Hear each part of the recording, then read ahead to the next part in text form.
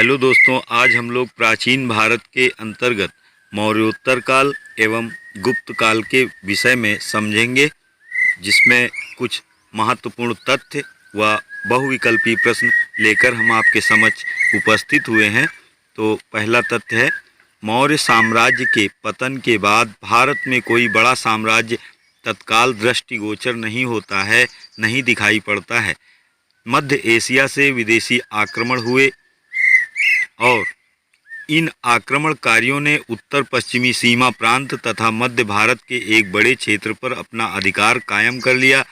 इनमें हिंद, यवन, शक, पार्थियाई एवं कुषाण प्रमुख थे। पूर्वी भारत, मध्य भारत और दक्कन में मौर्यों के स्थान पर कई स्थानीय शासक सत्ता में आए, जैसे शुंग वंश वाले और कंड वंश, सातवाहन वंश आदि। इस काल की जानकारी के प्रमुख स्रोत साहित्यिक, विदेशी विवरण एवं पुरातात्विक माध्यम से प्राप्त हुए हैं। यूनानी संपर्क का प्रभाव देखेंगे, जिसके अंतर्गत है कि पहला, सप्ताह का 7 दिनों में विभाजन एवं विभिन्न ग्रहों के नाम, नक्षत्रों को देखकर भविष्य बताने की कला। यूनानी संपर्क से नक्षत्रों को देखकर भविष्य बताने की कला का ज्ञान हुआ यहाँ के लोगों को। साहित्य के क्षेत्र में स्याही, उष्ट्र, टैबलेट आदि संस्कृत शब्द यूनानी शब्दों से उत्पन्न हुए। राशि एवं ग्रहों के नाम यूनानी मूल के हैं। कला की नवीन शैली हेलेनिस्टिक कला या गांधार कला का विकास हुआ। यूनानियों के प्रभाव से भारतीय सिक्कों पर राजाओं का नाम व तिथियां उत्कीर्ण की जाने लगीं। पर्दा प्रथा का प्रारंभ हुआ। धर्म और दर्शन के क्षेत्र में यूनान भारत का ऋणी हुआ। संभवतः तपस्या और योग की क्रियाएं भी यूनानियों ने भारतीयों से ही सीखी थीं। स्मार्ट फैक्ट्स के अंतर्गत टॉपिक है, पतंजलि के महाभाष्य में वर्णन है कि यवनों ने साकेत तथा माध्यमिका, जो कि चित्तौड़ कहा जाता था, को रौंद डाला था। गार्गी संहिता में वर्णन है कि यवन आक्रांता साकेत, पांचाल, मथुरा को जीतते हुए कुसुमह ध्वज पाटलिपुत्र के निकट जा पहुँचे थे। कालिदास के अनुसार अग्निमित्र के पुत्र वसुमित्र ने सिंधु नदी के तट पर यवनों को पराजित किया था। यह आक्रमण डेमेरियस के नेतृत्व में किया गया था। मालविकाग्निमित्र में अमात्य परिषद तथा महाभाष्य में सभा का उल्लेख हुआ है। यह मौर्यकालीन मंत्री परिषद थी। ऐसा माना जाता है कि पुष्यमित्र बौद्ध धर्म विरोधी था। उसने यह घोषणा की थी कि जो मुझे एक भिक्षु का सिर देगा उसे 100 दीनारें दूंगा।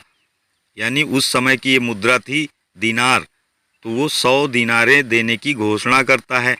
पतंजलि का जन्म मध्य भारत के गोंडारा में हुआ था।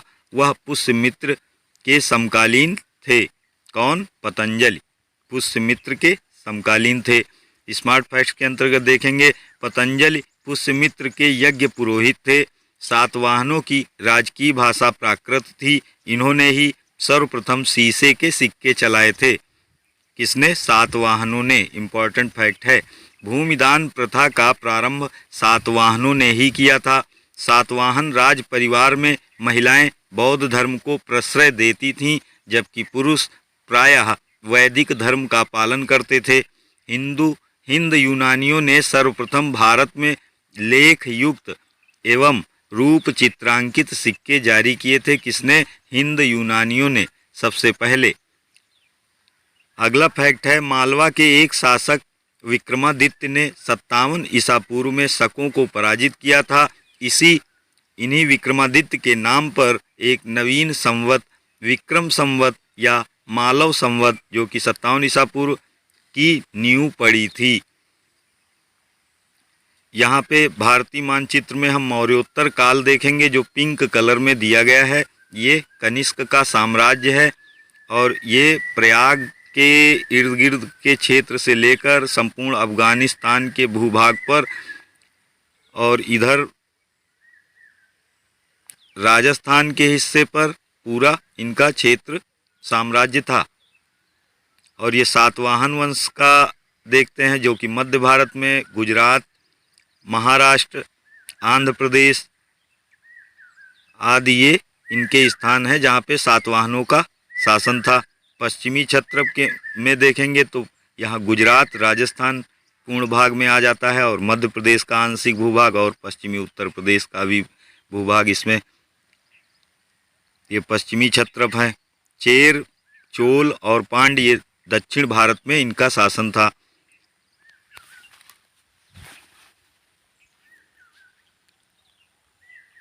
सेल्फ चेक के अंतर्गत ये कुछ महत्वपूर्ण मल्टीपल चॉइस क्वेश्चन हैं, जिसमें पहला प्रश्न है, निम्न में से कौन सा कथन सही नहीं है? पुष्यमित्र शुंग ने 2 अश्वमेघ यज्ञ किए थे। पतंजलि पुष्यमित्र के यज्ञ के पुरोहित थे। बाणभट्ट ने पुष्यमित्र शुंग को आर्य कहा है और भरहुत स्तूप बनाने का श्रेय पुष्यमित्र शुंग को दिया जाता है। तो इसमें पहला प्रश्न है और इसका सही विकल्प होगा ऑप्शन सी, बाणभट्ट ने पुष्यमित्र शुंग को आर्य कहा है। अगला प्रश्न है, भारत में भागवत धर्म का सबसे पहला अभिलेखीय प्रमाण मिलता है कहाँ से? घोसुंडी प्रस्तर अभिलेख से, बेसनगर अभिलेख से, नानाघाट अभिलेख से या मेहरौली स्तंभ लेख से?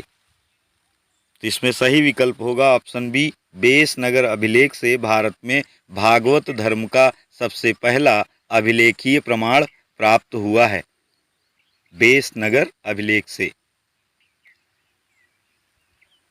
अगला प्रश्न है, निम्न में से किसने सर्वप्रथम व्यापक पैमाने पर स्वर्ण मुद्रा का प्रचलन किया? कुजुल कडफिसेस ने, विम कडफिसेस ने, कनिष्क ने या हुइस्क ने?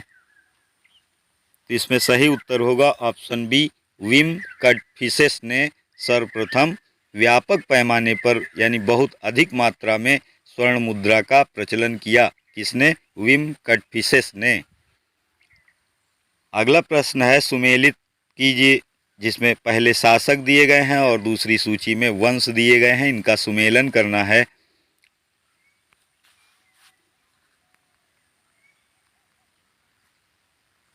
तो इसमें मिनांडर के समक्ष हो जाएगा ग्रीक, रुद्रदामन के समक्ष शक हो जाएगा और गोंडोफर्निस के समक्ष पार्थियन, जो कि ठीक दे रखा है, और कुजुल कडफिसेस के समक्ष कुषाण, ये भी सही मिलान है।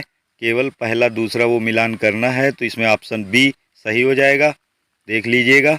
अगला प्रश्न है, अश्वघोष किसका समकालीन था?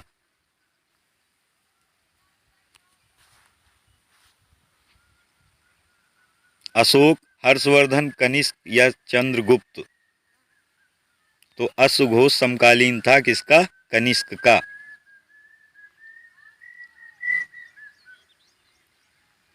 अब हम पुनः कुछ फैक्ट देखेंगे, जिसके अंतर्गत सिक्के।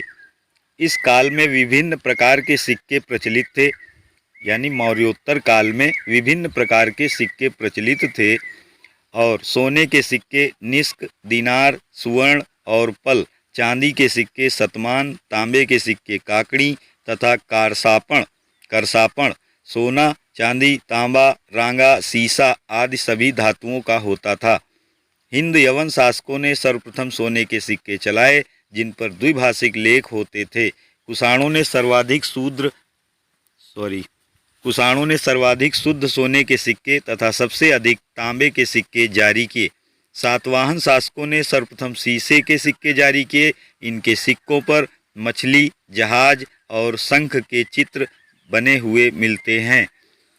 वासिष्ठी पुत्र पुलमावी के सिक्कों पर 2 मस्तूल वाले जहाज व यज्ञ सातकर्णी के सिक्कों पर नाव का चित्रण भी प्राप्त होता है। इस काल में लोहा मगध से, नमक पंजाब से, हीरा कश्मीर से और कोसल, विदर्भ और कलिंग से, तांबा राजस्थान से तथा मसाले दक्षिण भारत से प्राप्त किए जाते थे। कुषाण लोग सोना मध्य एशिया के अल्ताई पहाड़ों से प्राप्त करते थे। मौर्योत्तरकालीन कुछ प्रमुख बंदरगाह हम यहाँ पे देखेंगे, जिसमें सोपारा ये पश्चिमी तट पर स्थित था, भड़ौच ये गुजरात का महत्वपूर्ण बंदरगाह था, और देवल ये सिंध प्रांत में पड़ता था, पोलुरा उड़ीसा तट पे स्थित बंदरगाह था मौर्योत्तर काल का, और टेमाटाइल्स निचली गंगा घाटी के किनारे का एक प्रमुख बंदरगाह था टेमाटाइल्स।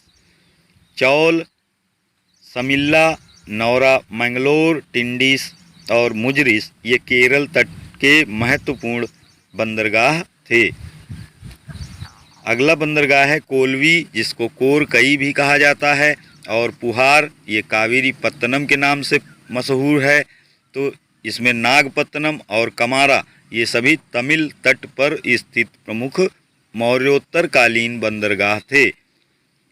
मसूलीपत्तनम, कोंडोक और साइला तथा निट्रिंग ये आंध्र के तट पे पड़ने वाले प्रमुख मौर्योत्तरकालीन बंदरगाह थे। अब हम यहाँ पे गांधार कला एवं मथुरा कला में कुछ अंतर समझेंगे, जिसमें गांधार कला के अंतर्गत गहरे नीले एवं काले पत्थर का प्रयोग किया जाता था, जबकि मथुरा कला में लाल पत्थर का प्रयोग किया जाता था। संरक्षक गांधार कला में थे शक एवं कुषाण, और मथुरा कला में संरक्षक थे कौन? कुषाण। गांधार कला के लोग यथार्थवादी, मुख्यतः बुद्ध की मूर्तियां इसमें बनाई गईं, और आदर्शवादी थे मथुरा कला के लोग। इसमें बौद्ध, जैन तथा ब्राह्मण धर्म से संबंधित मूर्तियों का निर्माण किया गया। अगला महत्वपूर्ण फैक्ट है, कला की मथुरा शैली ईसवी सन की आरंभिक सदियों में विकसित हुई। इसकी लाल बलुआ पत्थर की कृतियां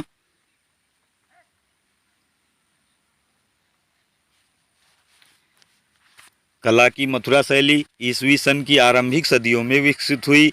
इसकी लाल बलुआ पत्थर की कृतियां मथुरा के बाहर भी पाई जाती हैं। संप्रति मथुरा संग्रहालय में कुषाणकालीन मूर्तियों का भारत में सबसे अधिक संग्रह है। प्रमुख रचनाएं मौर्योत्तर काल से संबंधित हैं। यहाँ पे चरक संहिता, तो इसकी रचना किसने करी? ये करी थी चरक ने।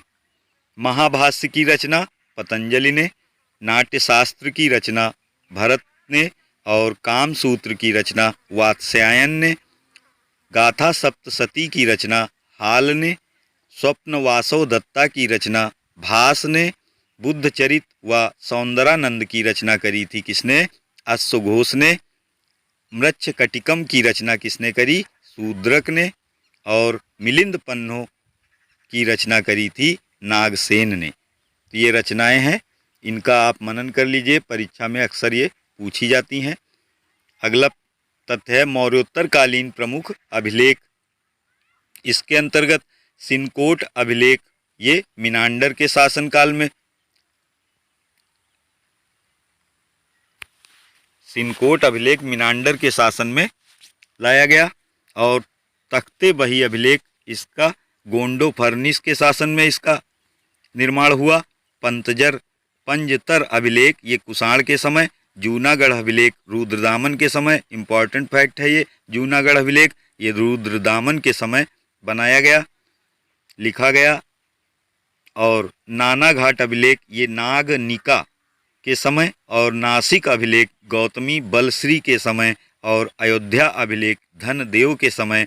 बेसनगर अभिलेख हेलियोडोरस के समय बनाया गया। स्मार्ट फैक्ट्स के अंतर्गत देखेंगे हम कुछ। इंडो ग्रीक इतिहास को जानने का सर्वप्रमुख स्रोत सिक्का है। विम कटफिसेस को चेन काओ चेन के नाम से भी जाना जाता है। चेन काओ चेन, विम कटफिसेस। मूर्ति पूजा का प्रारंभ कुषाण काल से माना जाता है। संघरक्ष, धर्मत्रता, मात्रचेत एवं पार्श्व आदि बौद्ध विद्वानों को कनिष्क का संरक्षण प्राप्त था। कनिष्क के सिक्कों पर बुद्ध का अंकन है। कुषाण राजवंश की मुद्राओं पर शिव को मानव रूप में दर्शाया गया है। कुषाण शासक हुविस्क के सिक्कों पर शिव को मानव रूप में दर्शाया गया है।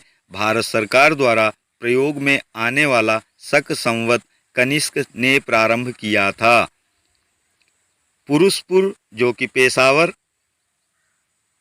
का प्राचीन नाम है, पुरुषपुर स्थित है। ये कनिष्क चैत्य का निर्माण अगिलस ने किया था। पुरुषपुर स्थित कनिष्क चैत्य का निर्माण किसने किया था? तो ये किया था अगिलस ने। और ये पुरुषपुर अब किस नाम से जाना जाता है? तो ये पेशावर नाम से जाना जाता है, जो कि अब पाकिस्तान में स्थित है। मौर्योत्तर काल, मौर्योत्तर काल का सर्वाधिक लोकप्रिय तथा विशिष्ट मिट्टी का बर्तन लाल मृद भांड था। सेल्फ चेक के अंतर्गत कुछ महत्वपूर्ण बहुविकल्पीय प्रश्न देखेंगे, जिसमें पहला प्रश्न है निम्न कथनों पर विचार करें एवं सही उत्तर का चयन करें। तो इसमें कथन दिए गए हैं 3। भारत में शक राजा अपने को क्षत्रप कहते थे। पुराणों में सातवाहन शासकों को आंध्र वंश का बताया गया है। कुषाण शासकों ने प्रांतों में शासन की द्वैध प्रणाली चलाई थी। इनमें कूट के माध्यम से बताना है कि कौन कौन से कथन सही हैं। इसमें सही विकल्प होगा ऑप्शन डी। उपरोक्त ये सभी कथन यहाँ पे सही दिए गए हैं।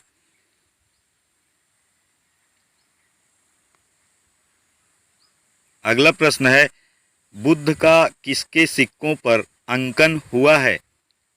विम कटफिसेस के या कनिष्क के अथवा नहपान के अथवा बुद्धगुप्त के? तो इसमें सही विकल्प होगा ऑप्शन बी कनिष्क के। बुद्ध का किसके सिक्कों पर अंकन हुआ है? तो ये कनिष्क के सिक्कों पर अंकन हुआ है बुद्ध का। अगला प्रश्न है भारत की निम्न विधाओं में से किस पर यूनानी प्रभाव दृष्टिगत नहीं होता है? सिक्का ढालने की विधि, ज्योतिष शास्त्र, नक्षत्रों द्वारा भविष्य बताने की कला या फिर योग विधि? किन पर? तो ये ऑप्शन डी योग विधि। भारत की जो एक विधा है योग विधि, इस पर यूनानी प्रभाव दृष्टिगत नहीं होता है। तो ऑप्शन डी यहाँ पे सही हो जाएगा। अगला प्रश्न है निम्न कथनों पर विचार करें एवं सही उत्तर का चयन करें। तो पहला कथन है महाभाष्य की रचना पतंजलि ने की थी। महाभाष्य एक व्याकरण ग्रंथ है जिसमें यवन आक्रमण की चर्चा है। नागसेन ने पाली भाषा में मिलिंद पन्नों की रचना की है। मिलिंद पन्नों से भारत ग्रीक संपर्क की जानकारी मिलती है।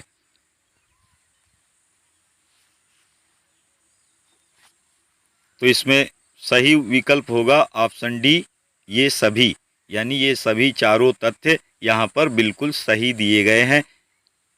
महाभाष्य की रचना पतंजलि ने की थी, बिल्कुल सही है। महाभाष्य एक व्याकरण ग्रंथ है जिसमें यवन आक्रमण की चर्चा भी मिलती है, ये भी तथ्य यहाँ पे सही है। और नागसेन ने पाली भाषा में मिलिंद पन्नों की रचना की है, ये भी तथ्य सही है। और अंतिम मिलिंद पन्नों से भारत ग्रीक संपर्क की जानकारी प्राप्त होती है, मिलती है, तो ये भी तथ्य यहाँ पे पूर्णतया सत्य है। अगला प्रश्न है अफगानिस्तान का बामियान प्रसिद्ध था। हिंदू मंदिर के कारण, हाथी दांत के काम हेतु या स्वर्ण सिक्कों के टंकण हेतु अथवा बुद्ध प्रतिमा के लिए? तो अफगानिस्तान का बामियान प्रसिद्ध था किस लिए? ऑप्शन डी बुद्ध प्रतिमा के लिए अफगानिस्तान का बामियान नामक स्थान बहुत प्रसिद्ध था। अब हम यहाँ पे कुछ फैक्ट गुप्त काल से संबंधित समझने का प्रयास करेंगे, जिसमें पहला है उत्तर भारत में कुषाण सत्ता सन 230 ईस्वी के आसपास आकर समाप्त हो गई। इसके पश्चात मध्य भारत का बड़ा सा भाग मुरुंडों के कब्जे में आया, जो संभवतः कुषाणों के रिश्तेदार थे। मुरुंडों ने 250 ईस्वी तक शासन किया। लगभग 275 ईस्वी में सत्ता गुप्त वंश के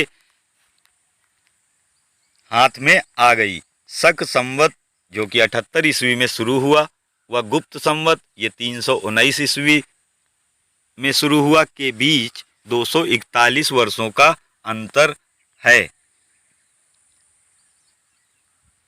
इम्पॉर्टेंट फैक्ट है, शक संवत व गुप्त संवत, ये परीक्षा में अक्सर पूछा जाता है कि शक संवत कब प्रारंभ हुआ, तो ये 78 ईस्वी में प्रारंभ हुआ, और गुप्त संवत कब से है, तो ये 319-20 के सत्र में प्रारंभ हुआ। तो ये इसमें इनके दोनों के बीच का अंतर पूछ लिया जाता है, तो इसमें 241 वर्षों का अंतर आता है।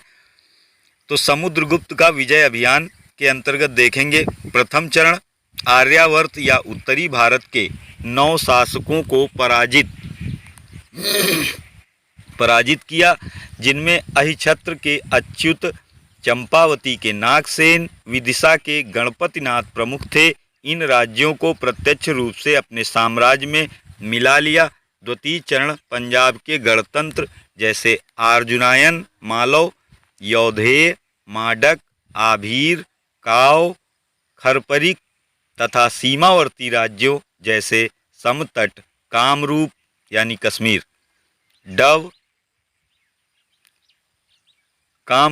कश्मीर को नहीं कहते हैं, असम को कहते हैं, तो यहाँ पे ये सुधार कर लीजिए, कामरूप असम, डव, नेपाल तथा कर्तपुर को तृतीय चरण विंध्य क्षेत्र के आठविकों को तथा चौथे चरण में समुद्रगुप्त ने जो विजय अभियान किया उसमें पल्लव राज्य समेत दक्षिण भारत के 12 राज्यों को शामिल किया गया है, जिसमें कौशल शासक महेंद्र, महाकांतर का व्याघ्रराज, कौशल का मंतराज, पिष्टपुर का महेंद्रगिरि, कोट्टुर का स्वामी दत्त, कांची का विष्णुगोप और अवमुक्त का नीलराज, वेगी का हस्तिवर्मन, पालक्क का उग्रसेन, देवराष्ट्र का कुबेर और विजिगापट्टम कुस्थलपुर का धनंजय को पराजित किया। दक्षिणापथ की उसकी विजय को, समुद्रगुप्त की विजय को धर्म विजय कहा गया है।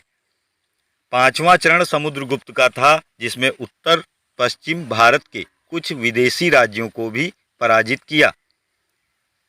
दक्षिणापथ के शासकों के प्रति समुद्रगुप्त ने ग्रहण, मोक्ष तथा अनुग्रह की नीति अपनाई। गणतंत्री राज्यों ने सर्व करदान, आज्ञाकरण, प्राणागमन के द्वारा तुष्ट करने की चेष्टा की। विदेशी शासकों ने समुद्रगुप्त की अधीनता स्वीकार करते हुए आत्मनिवेदन, कन्योपायन तथा गुरुत्मंदक की विधि अपनाई थी। संभवतः रामगुप्त चंद्रगुप्त द्वितीय का बड़ा भाई था, जिसकी हत्या कर इसने गद्दी प्राप्त की। गुणचंद्रकृत, नाट्य दर्पण, राजशेखर की काव्य मीमांसा, विशाख दत्त के देवी चंद्रगुप्तम और बाण भट्ट के हर्षचरितम, अमोघ वर्ष के संज्ञान ताम्रपत्र तथा गोविंद चतुर्थ के सांगली एवं खंभात ताम्रपत्रों से रामगुप्त पर प्रकाश पड़ता है। विदिशा एवं उदयगिरी से रामगुप्त के कुछ तांबे के सिक्के भी प्राप्त हुए हैं, जिस पर गरुड़ अंकित है। स्मार्ट फैक्ट देखेंगे पुनः, गुप्तों के पतन में हूणों का आक्रमण एक विशिष्ट कारण रहा है। तोरमाड़ हूणों का प्रथम शासक था। धन्य विष्णु के एरण अभिलेख में भी तोरमाड़ का जिक्र आता है। अगला फैक्ट है, तोरमाड़ का शासक राजपुताना, पंजाब व कश्मीर के भागों में था। वह चंद्रभागा नदी के किनारे पवैया में जैन बनकर रह रहा था। कौन? तोरमाड़। उसके उत्तराधिकारी मिहिरकुल 510 ईस्वी के लगभग का उल्लेख है। ह्वेनसांग व कल्हड़ ने किया था। ये उसके उत्तराधिकारी जो मिहिरकुल था उसका उल्लेख किसने किया? ह्वेनसांग व कल्हड़ ने। मिहिरकुल को मालव नरेश यशोधर्मन व गुप्त शासक नरसिंह बालादित्य ने हराया था। वह सूर्य व शिव का उपासक था। अगला तथ्य है, गुप्तों के पतन के साथ नए वंशों का उदय हुआ, जिनमें वल्लभी के मैत्रेय, कन्नौज के मौखरी तथा थानेश्वर के वर्धन वंश प्रमुख थे। मगध में परवर्ती गुप्तों की की ही एक शाखा शासन करने लगी। मगध में परवर्ती गुप्तों की ही एक शाखा शासन करने लगी। स्मार्ट फैक्ट्स के अंतर्गत पुनः कुछ तथ्य देखेंगे, जिसमें समुद्रगुप्त के प्रयाग प्रशस्ति में सर्वप्रथम भारत का उल्लेख मिलता है। इम्पॉर्टेंट तथ्य है। वैन्य गुप्त के गुणेधर अभिलेख में महासामंत शब्द का सर्वप्रथम उल्लेख मिलता है। अगला है, ह्वेनसांग ने कुमार गुप्त का नाम शक्रादित्य बताया है। कहोम स्तंभ लेख में स्कंद गुप्त को शक्रोपम कहा गया है। चंद्रगुप्त द्वितीय का मथुरा अभिलेख लकुलिस के पाशुपत मत पर प्रकाश डालता है। अगला फैक्ट है, चंद्रगुप्त के प्रयाग प्रशस्ति में कालिदास, भारवि एवं रविकीर्ति के नाम का उल्लेख मिलता है। अंतिम गुप्त शासक विष्णुगुप्त तृतीय था। यहाँ पे गुप्त साम्राज्य का ये मैप है, जिसमें पिंक कलर से गुप्त साम्राज्य का विस्तार दिखाया गया है। और यहाँ पे समुद्रगुप्त की विजयों के विषय में, दक्षिण भारत की विजय के संबंध में ये इनका मार्ग दिखाया गया है एरो के माध्यम से, जिसको आप देख लीजिएगा।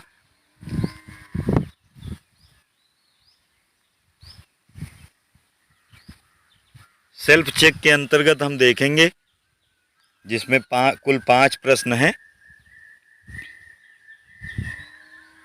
गुप्त काल, पहला प्रश्न है, गुप्त काल में उत्तर भारतीय व्यापार निम्नलिखित में से किस एक पत्तन से संचालित होता था? पत्तन से मतलब क्या है, आशय क्या है? तो ये बंदरगाह कहा जाता है पत्तन को। तो यहाँ गुप्त काल में उत्तर भारतीय व्यापार निम्नलिखित में से किस एक पत्तन या बंदरगाह से संचालित होता था? ताम्रलिप्ति से, भड़ौच से, या फिर कल्याण से, अथवा काम्बे से? तो ये होता था ऑप्शन ए, ताम्रलिप्ति से। गुप्त काल में उत्तर भारतीय व्यापार जो होता था वो ताम्रलिप्ति नामक पत्तन से होता था। अगला प्रश्न है, निम्न गुप्त शासकों को काल क्रमानुसार सजाएं। समुद्रगुप्त, चंद्रगुप्त प्रथम, घटोत्कच गुप्त और श्रीगुप्त। इनको काल क्रम के अनुसार इसमें सेट करना है। तो इसमें सही विकल्प होगा ऑप्शन बी, चौथा, फिर तीसरा, फिर दूसरा, फिर पहला। ठीक विपरीत दिशा से उल्टा करते चले जाना है, सही या निकल आएगा उत्तर। तो सबसे पहले कालक्रम के अनुसार श्रीगुप्त का शासन रहा, और उसके पश्चात घटोत्कच गुप्त का, और उसके पश्चात चंद्रगुप्त प्रथम का, और उसके बाद समुद्रगुप्त का। अगला प्रश्न है, समुद्रगुप्त ने दक्षिणापथ के शासकों के संदर्भ में कौन सी नीति अपनाई थी? ग्रहण, शत्रु पर अधिकार, मोक्ष, शत्रु को मुक्त करना, अनुग्रह, राज्य को लौटाकर शत्रु पर दया भाव दिखाकर उसका शासन संभाल लेना, या उसके राज्य क्षेत्र को अपने उसमें मिला लेना क्षेत्र में। और अगला है, आत्मनिवेदन, सम्राट के सामने स्वयं हाजिर होना। तो इसमें सही विकल्प होगा ऑप्शन डी, सम्राट के सामने स्वयं हाजिर होना। अगला प्रश्न है, हूणों ने भारत पर आक्रमण किया था चंद्रगुप्त द्वितीय के शासनकाल में, कुमारगुप्त प्रथम के शासनकाल में, या स्कंदगुप्त के शासनकाल में, अथवा बुद्धगुप्त के शासनकाल में? हूणों ने। तो इसमें सही विकल्प होगा ऑप्शन सी, स्कंदगुप्त के शासनकाल में हूणों ने भारत पर आक्रमण किया था। Option C is right. अगला प्रश्न है, सुमेलित कीजिए। इसमें प्रयाग प्रशस्ति, विलसड़ स्तंभलेख, भीतरी स्तंभलेख और एरण अभिलेख दिया गया है, और इनके सामने शासकों के विषय में बताया गया है। तो इसको सुमेलन करना है।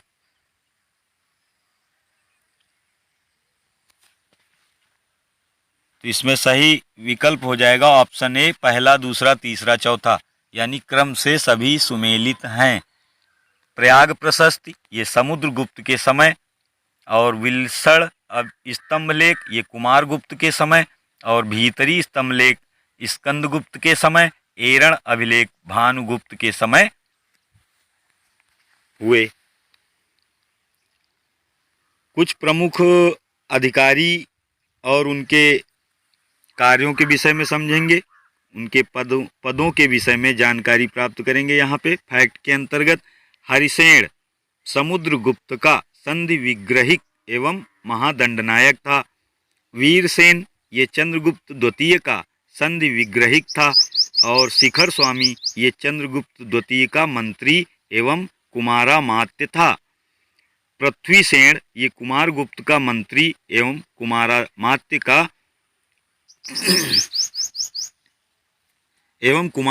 था। पृथ्वीसेन जो था कुमारगुप्त का मंत्री एवं कुमारामात्य एक पद होता है कुमारामात्य उस समय, तो ये था पृथ्वीसेन। चक्रपालित स्कंदगुप्त के मंत्री थे और पर्णदत्त जो थे ये स्कंदगुप्त के मंत्री थे। गुप्तकालीन अधिकारी उनके दायित्व देखेंगे। तो यहाँ पे अधिकारी और उनके विभाग दिए गए हैं। महाबलाधिकृत ये सेनापति कहलाता था। महादंडनायक को न्यायाधीश कहते थे। संधि विग्रहिक को युद्ध तथा संधि के विषयों से संबंधित युद्ध मंत्री विदेश मंत्री की उपाधि से नवाजा जाता था। दंडपाशिक को पुलिस विभाग का सर्वोच्च अधिकारी बताया जाता है। और विनय स्थिति इसे शिक्षा तथा धर्म संबंधी मामलों का प्रधान बनाया गया था या बनाया जाता था। भांडागाराधिकृत ये राजकोष का अधिकारी था, भंडार गृह का अधिकारी था। महाअक्षपटलिक ये लेखा विभाग का सर्वोच्च अधिकारी होता था। युक्त पुरुष युद्ध में प्राप्त तथा हस्तगत की गई संपत्ति का लेखा जोखा करने वाला अधिकारी युक्त पुरुष कहलाता था। महाप्रतिहार ये राजप्रासाद से संबंधित विषयों की देखरेख करने वाला एक अधिकारी होता था। और अग्रहारिक ये दान विभाग का प्रधान होता था। अग्रहारिक भूमि के प्रमुख प्रकार इस समय के देखते हैं। इसमें वास्तु इसे वास करने योग्य भूमि की संज्ञा दी गई थी और क्षेत्र को खेती के उपयुक्त भूमि बताया गया था। खिल को नहीं जोती जाने वाली भूमि कहा जाता था। खिल अपरहत इसे बिना जोती गई जंगल भूमि की संज्ञा दी गई है। औदक इसे दलदली भूमि की श्रेणी में रखा जाता था। औदक गुप्तकालीन कर या टैक्स वैष्ठिका बेगार भट्ट पुलिस कर प्रणय ग्रामवासियों पर लगाया जाने वाला एक अनिवार्य टैक्स था। प्रणय चारासन ये चरागाहों पर शुल्क लगाया जाता था। और चाट लुटेरों द्वारा उत्पीड़न से मुक्ति का एक प्रकार का टैक्स था जिससे उनकी रक्षा की जा सके, तो ये चाट इसकी संज्ञा है। और दशापराध 10 प्रकार के अपराधों पर किए गए जुर्माने के रूप में दशापराध नामक टैक्स लगाया जाता था। हल दंड ये हल पर लगाया जाने वाला एक प्रकार का टैक्स था, इसको हल दंड कहते थे। भूतोवात प्रत्यय कर ये नशीली वस्तुओं पर मादक वस्तुओं पर लगाया जाने वाला एक प्रकार का टैक्स था। कौन सा? भूतोवात प्रत्यय कर। यहाँ पे हम फैक्ट के अंतर्गत वर्ण व्यवस्था देखेंगे। तत्कालीन वर्ण व्यवस्था के शीर्ष पर ब्राह्मण स्थापित थे। ब्राह्मणों के मुख्य कर्तव्य थे अध्ययन करना, अध्यापन करना, दान देना तथा दान लेना। इसके अतिरिक्त ब्राह्मणों द्वारा अन्य व्यवसायों को अपनाए जाने का साक्ष्य प्राप्त होता है। समाज में दूसरे स्थान पर क्षत्रिय वर्ण थे। यद्यपि इसका भी मुख्य कार्य क्षेत्र की रक्षा तथा सैनिक सेवाओं से संबद्ध था, तथापि इस वर्ण के द्वारा भी असामान्य परिस्थितियों में ब्राह्मणों तथा वैश्यों का व्यवसाय अपनाए जाने के साक्ष्य प्राप्त होते हैं। अगला फैक्ट है वैश्य वर्ण का मुख्य कार्य कृषि एवं व्यवसाय था, तथापि ये क्षत्रिय का व्यवसाय अपनाते थे। संभवतः वाणिज्य व्यापार के पतन तथा वैश्यों के अध्ययन एवं यज्ञ से विरत होने के कारण इनकी सामाजिक स्थिति में गिरावट आई। गुप्त शासकों को भी वैसे ही माना जाता है। शूद्र सेवावृत्ति के अतिरिक्त शिल्प, व्यवसाय, वाणिज्य भी कर सकते थे। कुछ शूद्रों ने सैनिक कार्य भी किए। शूद्रों की सामाजिक स्थिति में सुधार दिखता है इस समय के काल में। गुप्त काल के प्रमुख मंदिर, इनमें स्थान और एक तरफ उनके मंदिर या स्तूप दिया गया है। तो इसमें पहला है भूमरा, नागौर, राजस्थान, जहां से पंचायती राज व्यवस्था की शुरुआत 2 अक्टूबर 1959 को पंडित जवाहरलाल नेहरू के समय हुई थी। वहीं पर है ये नागौर में कौन सा स्थान? भूमरा। तो यहाँ पे शिव मंदिर स्थित है। और तिगवा, ये जबलपुर मध्य प्रदेश में है, यहाँ पे विष्णु मंदिर है। देवगढ़, ये झांसी उत्तर प्रदेश में है, यहाँ पे दशावतार मंदिर या विष्णु मंदिर है। सिरपुर, ये लक्ष्मण मंदिर है, ईंटों का एक प्रकार का मंदिर है जो कि ईंटों से निर्मित है। उदयगिर, ये विदिशा, गुजरात, विष्णु मंदिर है यहाँ पर। भीतरगांव, ये अपने कानपुर में स्थित है और ये एक प्रकार के ईंटों का मंदिर है। भीतरगांव घाटमपुर से बाईं साइड में पड़ता है। सारनाथ, धमेख स्तूप, ईंटों का बना स्तूप है, ये सारनाथ वाराणसी में है जो कि उत्तर प्रदेश का ही स्थान है। भीतरी, ये गाजीपुर में है जो कि ईंटों का मंदिर है, भीतरी में ही स्थित है, गंगा नदी के बगल में पड़ता है गाजीपुर। खोह, नागोद, मध्य प्रदेश में स्थित है, ये शिव मंदिर है एक। अगला है गुप्त काल की महत्वपूर्ण रचनाएं, जिसमें रचना है ऋतु संहारम। तो इसकी रचना करी थी किसने? कालिदास ने, ऋतु संहारम। अगला है मेघदूतम, ये कालिदास ने ही इसकी भी रचना करी। कुमार संभवम, इसकी भी कालिदास ने ही रचना करी। और रघुवंशम, इसकी भी रचना कालिदास। मालविकाग्निमित्रम, ये कालिदास। अभिज्ञान शाकुंतलम, ये भी कालिदास ने ही रचा। और विक्रमोर्वशीयम, ये कालिदास के द्वारा ही लिखी गई। और मुद्रा राक्षस, ये विशाख दत्त के द्वारा। देवी चंद्रगुप्तम, ये भी विशाख दत्त के द्वारा रची गई। और काव्य दर्शन दंडिन के द्वारा। 10 कुमार चरित दंडिन के द्वारा। स्वप्न वासव दत्ता भास के द्वारा। चारु दत्ता भास के द्वारा। उरुभंग, ये भी भास के द्वारा। और किरातार्जुनियम, ये भारवी के द्वारा। और योगाचार, ये असंग के द्वारा रची गई थी। और इधर देखते हैं रावण वध, ये वत्स भट्ट के द्वारा। अमरकोश अमर सिंह के द्वारा। चंद्र व्याकरण चंद्र गोमिन के द्वारा। विशुद्धि मग्न बुद्ध घोष के द्वारा। वृहत संहिता वाराह मिहिर के द्वारा। और पंच सिद्धांतिका वाराह मिहिर के द्वारा। ब्रह्म सिद्धांत, ये आर्यभट्ट ने इसकी रचना करी। आर्यभट्टियम, ये आर्यभट्ट। और सूर्य सिद्धांत, इसकी भी रचना आर्यभट्ट के द्वारा की गई। न्यायावतार, ये सिद्धसेन के द्वारा रची गई।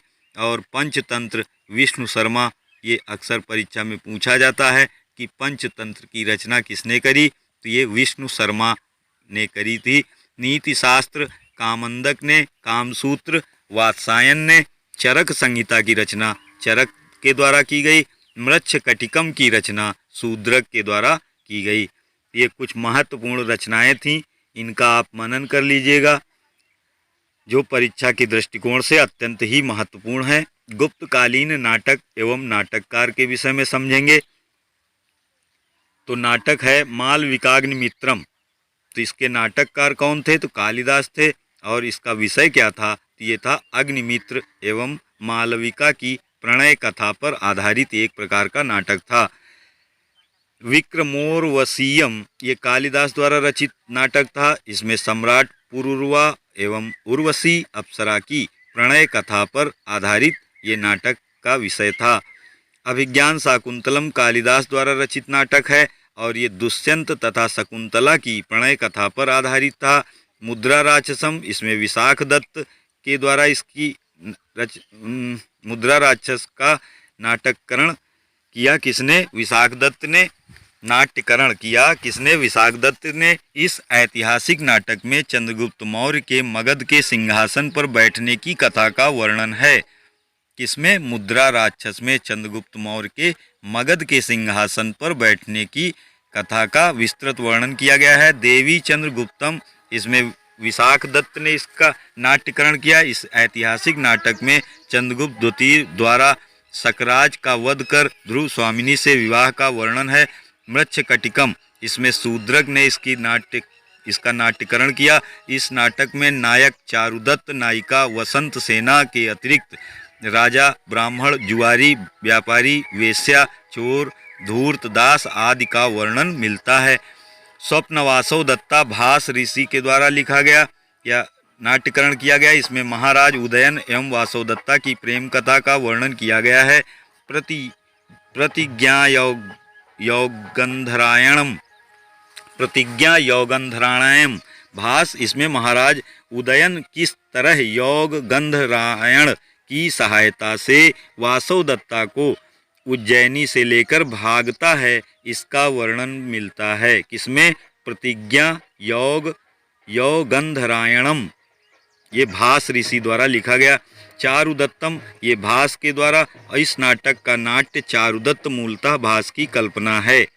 स्मार्ट फैक्ट्स के अंतर्गत देखेंगे, गुप्त शासकों की राजकीय भाषा संस्कृत थी। शून्य की खोज आर्यभट्ट ने की थी। धन्वंतरि चंद्रगुप्त द्वितीय का आयुर्वेदाचार्य था और अजंता की चित्रकारी में जातक कथाओं को निरूपित किया गया है जो बौद्ध धर्म से संबंधित हैं। गुप्त काल को भारतीय कला एवं संस्कृति का स्वर्ण युग माना जाता है। पुनर्विवाह करने वाली स्त्री को पुनर्भू तथा उसकी संतान को पूर्णोभव कहते थे। गुप्त संवत वल्लभी संवत से अभिन्न है। एकमात्र गुप्त शासक कुमारगुप्त प्रथम के सिक्कों पर कार्तिकेय का अंकन मिलता है। बयाना निधि गुप्तों की सबसे बड़ी निधि थी। कुमारगुप्त कालीन दामोदर पुत्र ताम्रपत्र में स्थानीय प्रशासन का विवरण मिलता है। शतरंज का खेल भारत में गुप्त काल के दौरान उद्भूत हुआ था। प्रारंभ में इसे चतुरंग के नाम से जाना जाता था। कामंदक और कालिदास दोनों ने मंत्रिमंडल या मंत्रिपरिषद का उल्लेख किया है।